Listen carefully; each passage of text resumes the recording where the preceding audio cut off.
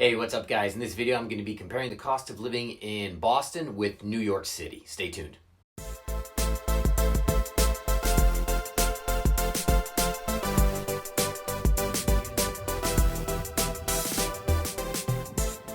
Hey, what's up guys? My name's Andrew Junas. I'm a local realtor right here in the Boston metro area, and I love helping people find their ideal place to live.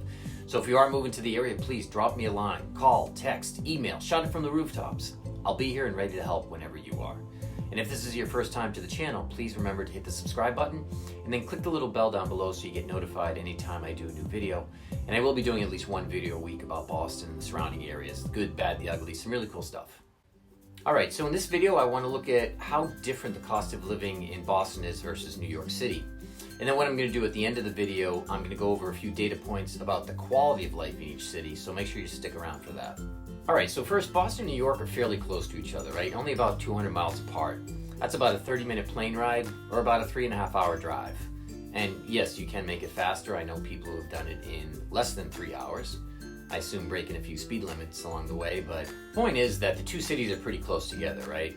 You can live in one while enjoying like a long weekend in the other and taking in everything that the other city has to offer. In fact, I know many students who come to Boston for the education, but will take long weekends in New York City to let loose and blow off some steam, right? I've gone down many times with my friends. In fact, I'm part of a master's track and field club, and we've competed in New York City at the Millrose Games, which is probably the most prestigious track event in the world. And we'd go down there on a Saturday morning, go run, then hang around, watch the rest of the competitors, because you get the elite of the elite that are competing in these meets. And then go home, clean up, go out in New York City, hit a few bars and restaurants or whatever, have a really great time, wake up the next day and head back home. Anyway, so the overall cost of living index, where 100 is the median, has New York at 187.2 and Boston at 162.4. Now this means that New York is 87.2% more expensive than the median in the US, and Boston is 62.4% more expensive than the median in the US. Now, comparing the two, overall New York City is 15% more expensive than Boston. Another way of looking at it is if you have a salary of $100,000 in Boston, you would need to increase that to at least $115,000 in New York City to enjoy the same lifestyle. So it probably comes as no surprise that New York is the most expensive city in the US, but for what it's worth, Boston isn't all that far behind. And some of the differences between the cities are not all that great, right? For instance, groceries in Boston, they're indexed at 111, while in New York City it's 116. So that's only 4.7% difference, so really not that far apart. The big expense, right? The one that makes cities like Boston, New York so expensive to live in is the cost of housing. Boston's index is 260, or 160% higher than the national median, but that's still not as high as New York's, which comes in at 294. Again, so that makes it 194% higher than the median price of a house in the US. Now to put that in real dollars, the median price for a home in New York City is $680,000, while in Boston the median cost is $602,000. So that's 12% cheaper than the Big Apple.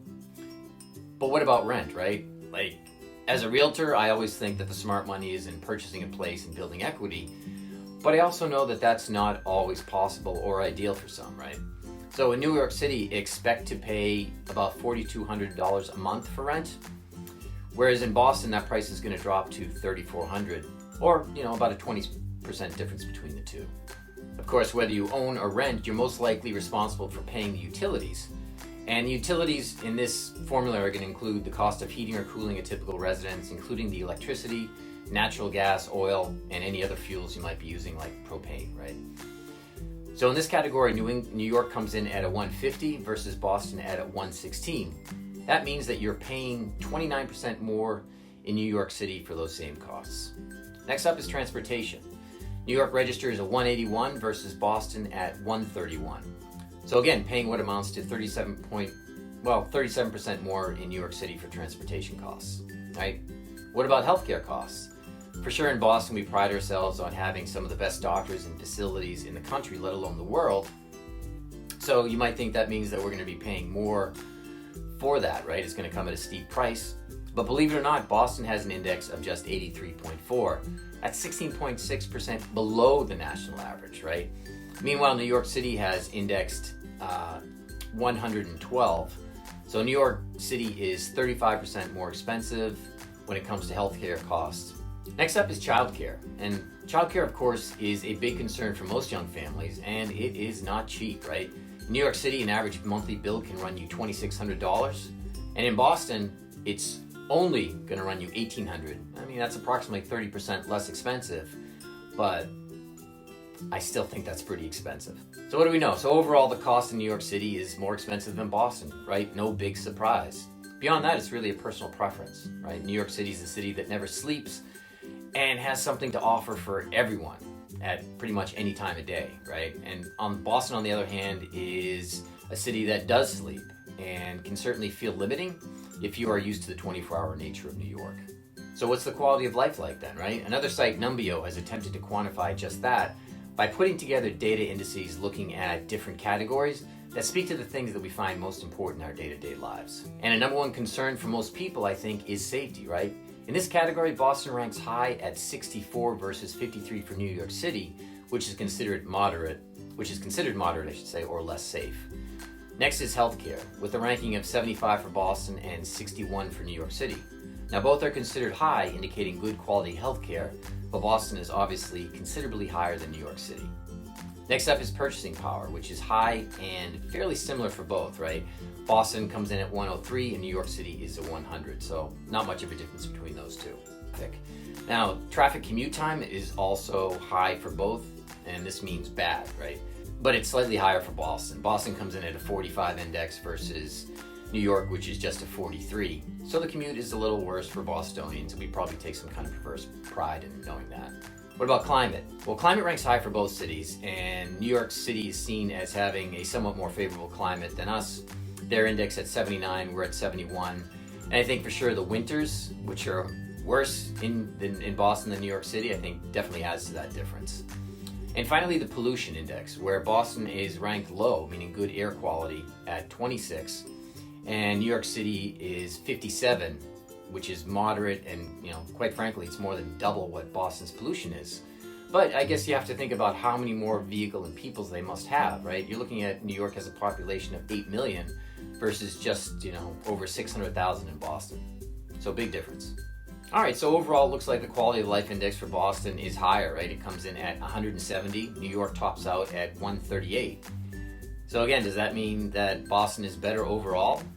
Well, I think there would probably be a few New Yorkers who would dispute that claim, right? But I think it really comes down to a personal preference, right? I have friends in New York City who love it there and wouldn't move for all the money in the world, right? And the same can be said for my Boston friends. They're fiercely loyal to their town as well. All right, guys, like I said, my name is Andrew Junas. I'm a local realtor right here in the Boston metro area, and I love helping people find their ideal place to live.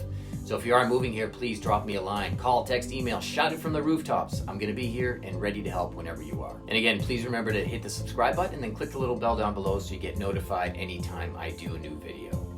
All right, guys, thanks so much for watching. I hope this was helpful. Please comment down below or reach out if I can help in any way. And until next time, take care.